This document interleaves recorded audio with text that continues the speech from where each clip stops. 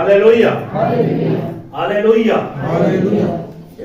आज का विषय है शैतान से लड़ने के लिए 7 आत्मिक हथियार आपको पहनना है या लेना है। आप पहनना भी कर सकते हैं या बांध लो या ले लो। आज का मेरा विषय है मेरे प्रिय, शैतान से लड़ने के लिए 7 आत्मिक हथियार लेना है। ये आज का विषय है। आज का विषय क्या है बोलो। शैतान से लड़ने के लिए 7 आत्मिक हथियार लेना है। अगर शैतान पर आपको जयवंत होना है मेरे प्रियो, यदि शैतान को हराना है, शैतान और उसकी दुष्टता की आत्मिक सेनाओं को हराना है, तो आपको 7 आत्मिक हथियार आपको लेना होगा, या 7 आत्मिक हथियार को आपको धारण करना होगा या पहनना होगा, या 7 आत्मिक हथियार को आपको बांधना होगा मेरे प्रिय। तभी जो है आप शैतान पर क्या हो सकते हैं, जयवंत हो सकते हैं। तभी आप शैतान को हरा सकते हैं। हमारी लड़ाई किससे है? शैतान और दुष्टता की आत्मिक सेना से है। तो उससे लड़ना है, क्योंकि जब आप यीशु को विश्वास करते हैं, यीशु को ग्रहण करते हैं मेरे प्रियो, यीशु के ग्रहण करने के बाद में आपका लड़ाई किसके साथ होता है? शैतान के साथ मेरे प्रियो।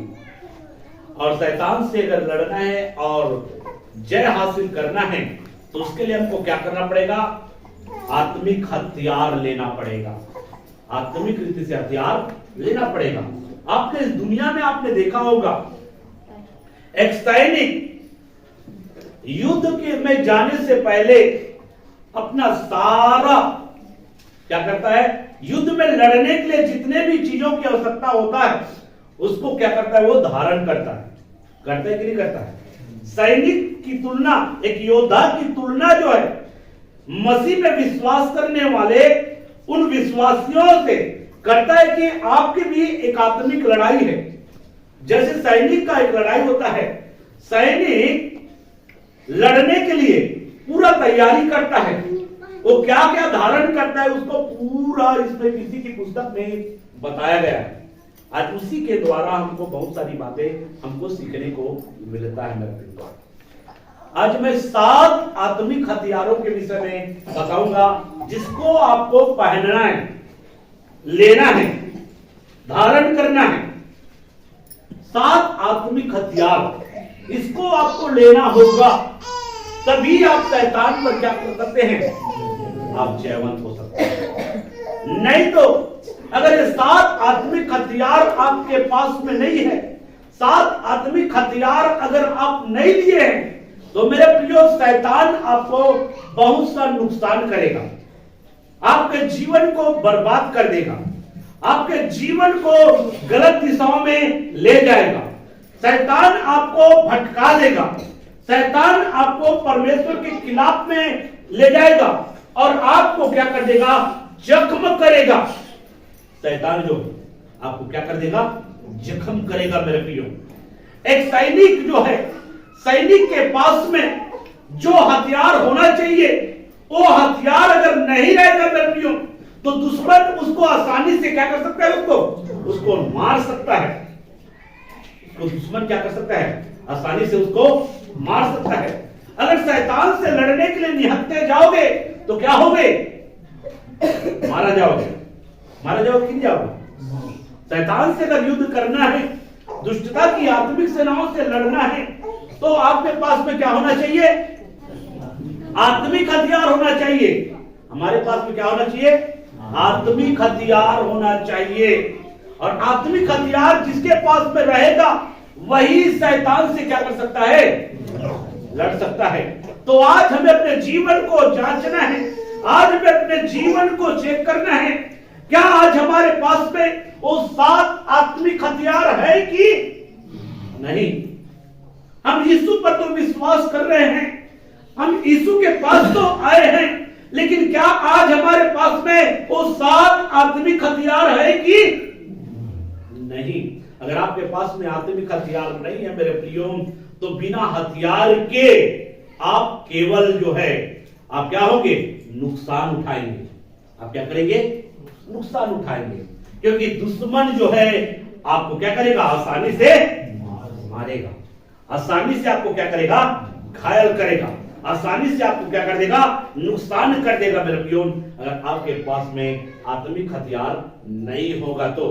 इफिसी की पुस्तक 6 अध्याय 13 पद। इसलिए परमेश्वर के सारे हथियार मान लो। देखो यहां पे बोल रहा है, इसलिए किसको बोल रहा है, उन हरेक विश्वासियों को, उन हरेक जो मसीह पर विश्वास करता है, यीशु पर विश्वास करता है, उन हरेक मसीही लोगों को कहता है कि परमेश्वर के, किसके, परमेश्वर के सारे हथियार, कैसे हथियार, सारे हथियार क्या कर लो, बांध लो, सारे हथियार क्या कर लो, बांध लो। हाँ, कि तुम बुरे दिन में सामना कर सको, कि तुम पूरे दिन में क्या कर सको, सामना कर सको।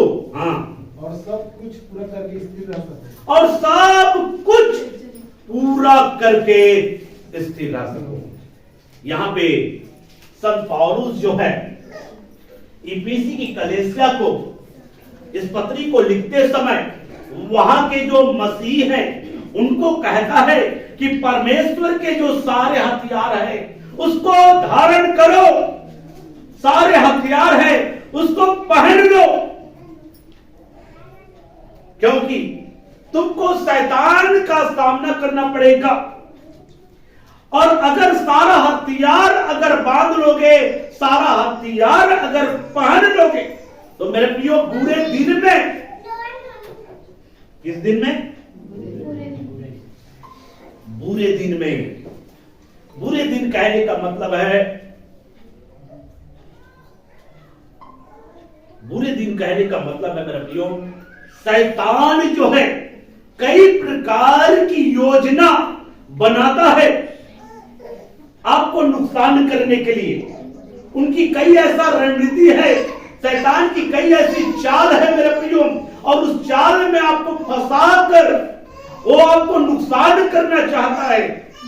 इसलिए जब आपके जीवन में बुरे दिन स्टार्ट होता है, बुरे दिन कहने का मतलब है मेरे प्रियो, मसीह के पीछे चलने के कारण से आपके जीवन में हो सकता है कई ऐसा परिस्थिति आ जाए, कई ऐसा समस्या आ जाए।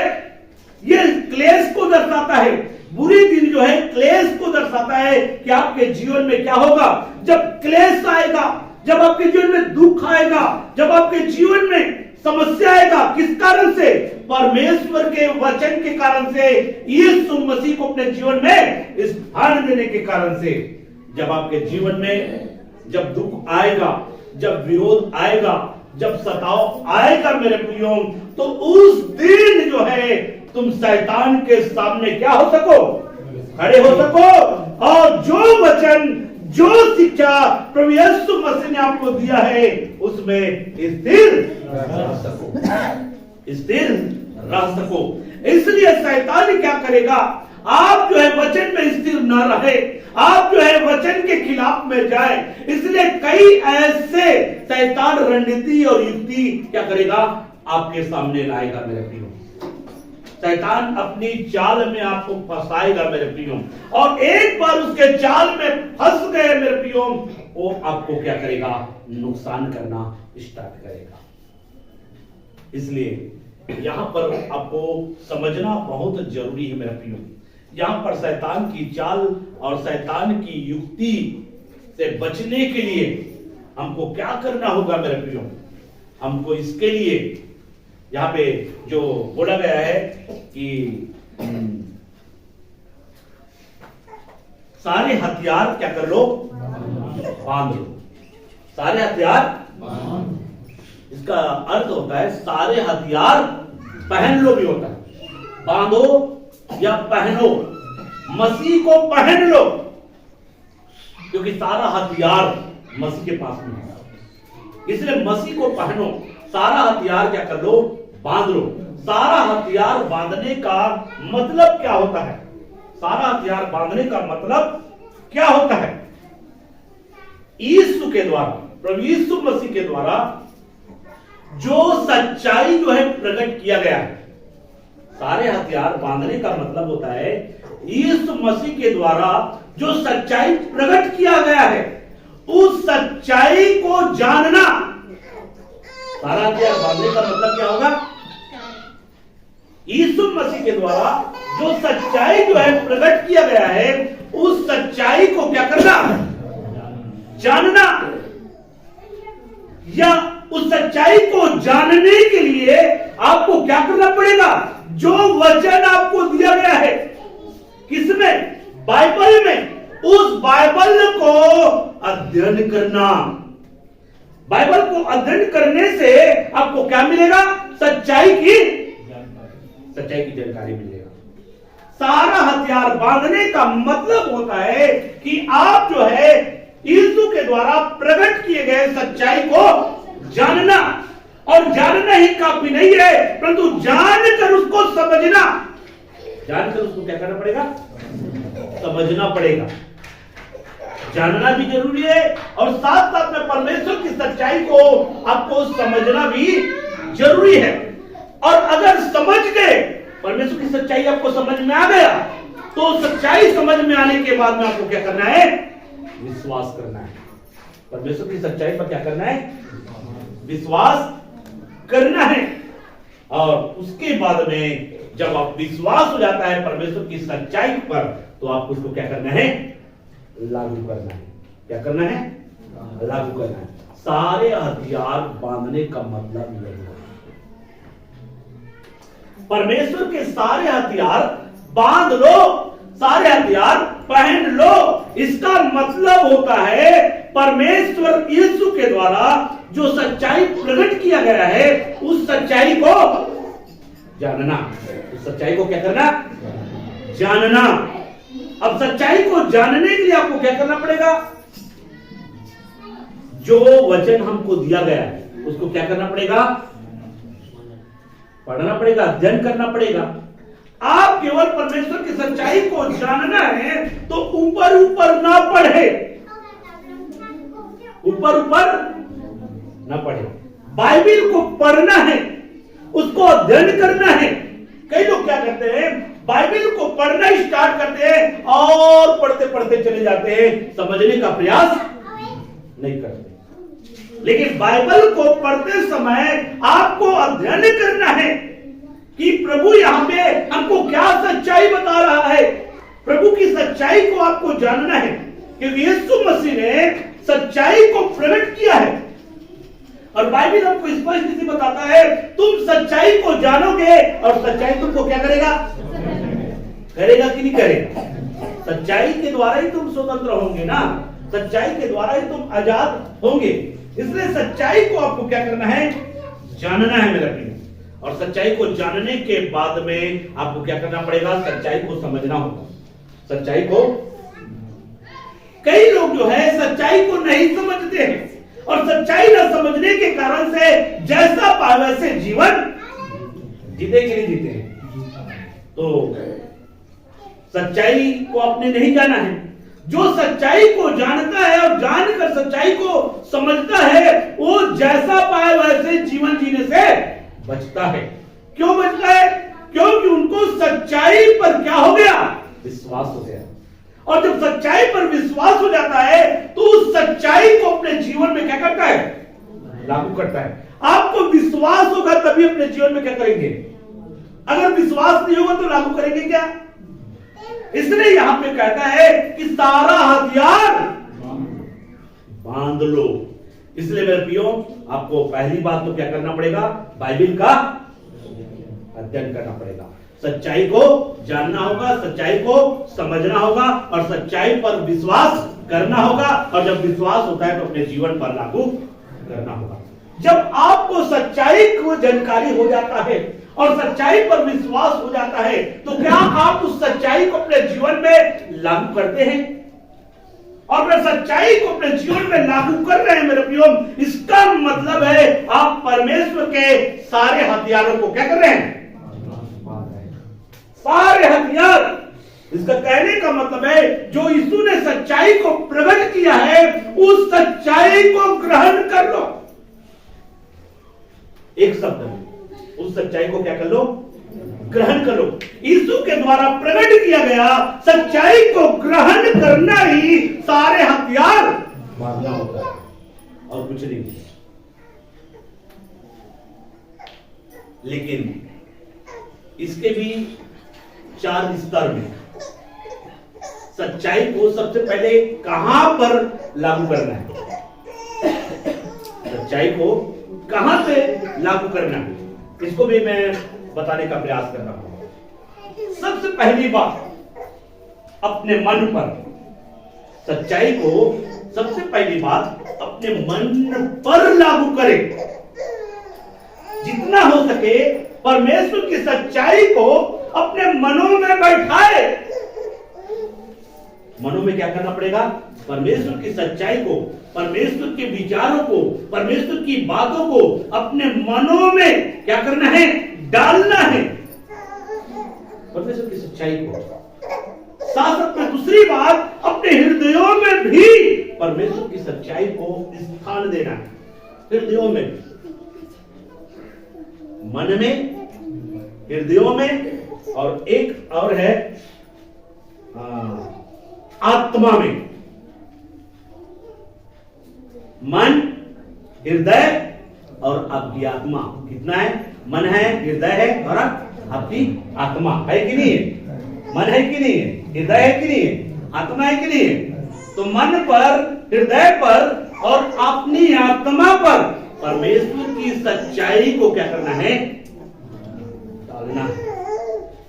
और उसके बाद में अपने आचरण में उसको दिखाना है। अपने आचरण में, व्यावहारिकता में, वो 4 जगह पर परमेश्वर के सच्चाइयों को लागू करना है। अपने मनों में, अपने हृदयों में और अपनी आत्मा पर और अपने व्यवहारिकता पर। व्यवहारिक जो आप व्यवहार करते हो उसमें परमेश्वर की सच्चाई जो है दिखना चाहिए। ये है सारे हथियार बांधना। सारे हथियार बांधने के लिए आपको क्या करना पड़ेगा? आपको सबसे पहली बात सच्चाई को जानना होगा। सच्चाई को क्या करना पड़ेगा? जानना होगा। और उसके बाद सच्चाई को जानने के लिए आपको क्या करना पड़ेगा? हमको वचन का अध्ययन। जब तक वचन का अध्ययन नहीं करेंगे सच्चाई की जानकारी होगा क्या? और जब वचन के अध्ययन करेंगे सच्चाई की क्या होगा? जानकारी होगा। और सच्चाई की जानकारी होगा तो सच्चाई को हमको समझना भी होगा। और अगर सच्चाई हमको समझ में आ गया, सच्चाई अगर हमको समझ में आ गया तो उस सच्चाई पर हमको विश्वास करना होगा। और अगर सच्चाई पर हमको विश्वास हो गया है तो उसको अपने जीवन में क्या करना पड़ेगा? वो सच्चाई हमारे जीवन से दिखना चाहिए कि नहीं दिखना चाहिए? हमारे कार्यों के द्वारा वो सच्चाई दिखना चाहिए कि नहीं दिखना चाहिए? आपने कहा मैं सच्चाई पर विश्वास करता हूं, लेकिन अपने कार्यों के द्वारा उस सच्चाई का इनकार करते हैं। इसका मतलब है आपने परमेश्वर के सारे हथियार नहीं बांधा है, आपने परमेश्वर के सारे हथियार नहीं पहना है। और जिसके कारण से शैतान जो है आपको क्या कर सकता है? नुकसान कर सकता है। शैतान आपको परास्त कर सकता है, शैतान आपको मार सकता है मेरे भाई। इसलिए सारा हथियार बांधने के विषय में बाइबल हमको बोलता है। एक वचन और मैं आपके सामने रख रहा हूं, इफिसियों की पुस्तक 6:12 देखिए। क्योंकि हमारा यह मल युद्ध है, क्योंकि हमारा यह मल युद्ध लहू और मांस से नहीं। क्या बोल रहा है? लहू और मांस से नहीं, परंतु प्रधानों से। क्या क्या से? प्रधानों से और अधिकारियों से और इस संसार के अंधकार के हाकिमों से। इस संसार के अंधकार के हाकिमों शैतान से। हाँ। और उस दुष्टता की आत्मिक सेनाओं से है। उन दुष्टता की आत्मिक सेनाओं से है जो आकाश में है। जो आकाश में है। आपकी लड़ाई किससे है? यहाँ पे बता रहा है शैतान जो संसार का ईश्वर है। शैतान किसका ईश्वर है? संसार का ईश्वर है। और साथ साथ में गिराए हुए स्वर्गदूत और दुष्ट आत्मा की आत्मिक सेनाओं से हमारी क्या है? इसलिए जिससे आप लड़ने वाले हैं वो अकेला है क्या? आपकी लड़ाई केवल शैतान से नहीं है, इस सच्चाई को भी आपको जानना है। आपकी लड़ाई शैतान और उसकी दुष्टता की आत्मिक सेनाओं से है। शैतान अकेला नहीं, बहुत सारे हैं, उनकी आत्मिक सेना। गिराए गए स्वर्गदूत के खिलाफ में आपको जाना होगा, शैतान के खिलाफ में आपको जाना होगा। जाना होगा कि नहीं जाना होगा? तो जब शैतान के खिलाफ में जाएंगे तो वो आपको क्या करेगा? छोड़ देगा क्या? तो मेरे खिलाफ में जा रहे हो ऐसा करके, मेरा प्रियो, उससे आपकी लड़ाई है। इसलिए और शैतान जिसको चलाता है उससे भी आपकी लड़ाई हो जाएगा। शैतान जिसको चलाएगा, शैतान अधिकारी लोगों को भी आपके विरोध में कर सकता है कि नहीं कर सकता है? तो वो भी आपसे क्या करेगा? लेकिन आपको लड़ना किससे है? दुष्टता की आत्मिक सेना और शैतान से। और शैतान से लड़ने के लिए आपके पास में क्या होना है? क्या चाहिए? क्या चाहिए? आत्मिक हथियार। और आत्मिक हथियार क्या है? परमेश्वर का वचन। यीशु मसीह के पास में शैतान जो है आया, और शैतान जो है वो कई ऐसे विचार उनके ऊपर में फेंका, लेकिन यीशु मसीह ने परमेश्वर का वचन का इस्तेमाल किया उनसे लड़ने के लिए। मेरे प्रियो, उनके हर एक विचारों का वो क्या कर दिया? खंडन किया है। और उसके लिए किसी भी शैतान के विचारों को खंडन करने के लिए आपको कैसे विचार चाहिए? परमेश्वर का विचार चाहिए। और परमेश्वर का विचार क्या है? परमेश्वर का वचन का आपको क्या करना पड़ेगा? इस्तेमाल करना पड़ेगा। इसलिए वचन का इस्तेमाल करना पड़ेगा। तो वचन का जानकारी होना आपको, और वचन का जानकारी आपको तभी होगा जब वचन को आप अध्ययन करने के लिए आपको समय अध्ययन करने के लिए समय देना होगा। अगर बाइबल पढ़ने के लिए आपके पास में समय नहीं है मेरे प्रियो, वचन अध्ययन करने के लिए आपके पास में समय नहीं है, आप सोचते होंगे केवल पास्टर अध्ययन करेगा, पास्टर मनन करेगा और हम लोगों को बताएगा। मेरे प्रियो, आपको भी अध्ययन करना है, आपको भी जानना है परमेश्वर की सच्चाइयों को। पास्टर हफ्ता में एक दिन बताएगा, लेकिन प्रतिदिन का युद्ध आप कैसे लड़ेंगे? प्रतिदिन आपका युद्ध होता है, और उस युद्ध में जय पाना है तो आपको परमेश्वर का वचन आपके पास में होना बहुत जरूरी है। नहीं तो फिर पास्टर के पास में, पास्टर जी मैं ऐसे करो नहीं करो, काबर क्योंकि शैतान आपके जीवन में डाल रहा है, मुझे ऐसा चलना चाहिए कि नहीं चलना चाहिए। शैतान कह रहा है ऐसा चलो, कोई दिक्कत नहीं है। वो क्या कर रहा है? अपनी युक्तियों में आपको फंसा रहा है, अपने चालों में आपको फंसाने का प्रयास कर रहा है। क्यों? क्योंकि आपको सच्चाई मालूम नहीं है। इसलिए सच्चाई मालूम नहीं है तो आप पास्टर के पास में फोन करेंगे कि पास्टर जी मेरे को ऐसा चलना चाहिए कि नहीं चलना चाहिए, ऐसा करना चाहिए कि नहीं करना चाहिए, ये खाऊं कि नहीं खाऊं, यहां जाऊं कि नहीं जाऊं। आप प्रश्न यही करते रहेंगे। क्यों? क्योंकि आपको परमेश्वर की सच्चाई मालूम नहीं है। और सच्चाई इसलिए मालूम नहीं है क्योंकि आप बाइबल को अध्ययन नहीं करते, और अध्ययन इसलिए नहीं करते क्योंकि आप जो है परमेश्वर के दास के ऊपर में निर्भर हो गए कि परमेश्वर का दास मेरे को क्या करेगा, बताएगा। अब देखिए, परमेश्वर का दास अच्छा बता रहा है तब तो ठीक है, अच्छा बता रहा है तब तो ठीक है। अगर परमेश्वर का दास भी अगर भटका हुआ है तो हो गया,